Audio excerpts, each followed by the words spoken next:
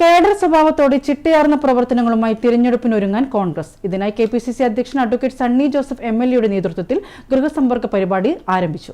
കേന്ദ്ര സംസ്ഥാന സർക്കാരുകൾക്കെതിരെ സംസ്ഥാന വ്യാപകമായി കുറ്റപത്രവുമായാണ് കോൺഗ്രസ് ജനങ്ങളിലേക്ക് ഇറങ്ങിയത്. വീടുകളിലെത്തുമ്പോൾ ഭരണത്തിന്റെ ദുരിതം ജനങ്ങൾ ഇങ്ങോട്ട് പറയുന്ന സ്ഥിതിയാണുള്ളതെന്ന് സണ്ണി ജോസഫ് എംഎൽഎ പറഞ്ഞു. തദ്ദേശ ഭരണ തെരഞ്ഞെടുപ്പിന് സർവ്വസന്നാഹങ്ങളുമായി ഒരുങ്ങുകയാണ് കോൺഗ്രസ്. കെപിസിസി അധ്യക്ഷൻ അഡ്വക്കേറ്റ് സണ്ണി ജോസഫ് എംഎൽഎ തന്നെ ജനങ്ങളിലേക്കിറങ്ങി കേഡർ സ്വഭാവത്തോടെയാണ് പാർട്ടിയെ നയിക്കുന്നത്. കേന്ദ്ര സംസ്ഥാന സർക്കാരുകൾക്കെതിരെ കുറ്റപത്രം തയ്യാറാക്കിയാണ് കോൺഗ്രസ് ഗൃഹസന്ദർശനം ആസൂത്രണം ചെയ്തിട്ടുള്ളത്.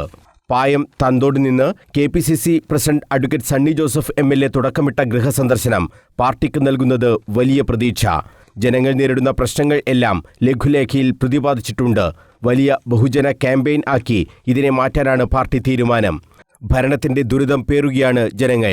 ഏറെ പ്രതീക്ഷയോടെയാണ് കോൺഗ്രസിനെ ആ ജനത ഉറ്റുനോക്കുന്നതെന്ന് അഡ്വക്കേറ്റ് സണ്ണി ജോസഫ് എംഎൽഎ പറഞ്ഞു.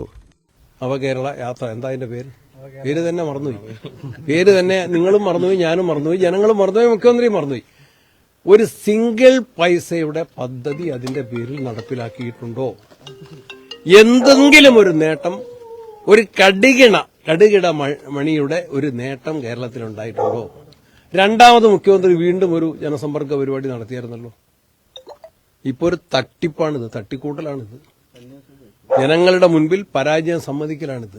ഇതുവരെ ചെയ്യാത്ത ഇനിയാണോ വികസനം? ഒരു പഞ്ചായത്തിന്റെ കാലാവധി തീർന്നു കഴിഞ്ഞു, ഇലക്ഷൻ ഡിക്ലെയർ ചെയ്യാൻ പോവാണ്. ഇനിയാണോ വികസനം? ജനങ്ങൾക്ക് നന്നായിട്ട് തിരിച്ചറിവുണ്ട്. ഈ സർക്കാരിന്റെയും അവരുടെ നിയന്ത്രണത്തിലുള്ള തദ്ദേശ സ്ഥാപനങ്ങളുടെയും ഭരണ പരാജയങ്ങൾ ജനങ്ങൾ സമ്മതിക്കുന്നു. അതിനെതിരെയുള്ള വിധിയെഴുത്തിന് ജനങ്ങൾ കാത്തിരിക്കുകയാണ്.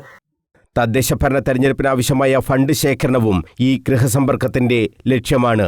ഒരു വാർഡിൽ നിന്ന് ചുരുങ്ങിയത് 60,000 രൂപയെങ്കിലും സമാഹരിക്കാനാണ് തീരുമാനം. ഫണ്ട് സമാഹരണത്തിനും വലിയ പിന്തുണയാണ് ജനങ്ങളിൽ നിന്ന് ലഭിക്കുന്നതെന്ന് അഡ്വക്കേറ്റ് സണ്ണി ജോസഫ് എംഎൽഎ വ്യക്തമാക്കി. സെപ്റ്റംബർ 2 വരെയാണ് ഗൃഹസന്ദർശനം. 5 ദിവസവും പ്രവർത്തകർക്കൊപ്പം വീട് കയറാൻ കെപിസിസി അധ്യക്ഷനും ഉണ്ടാകും.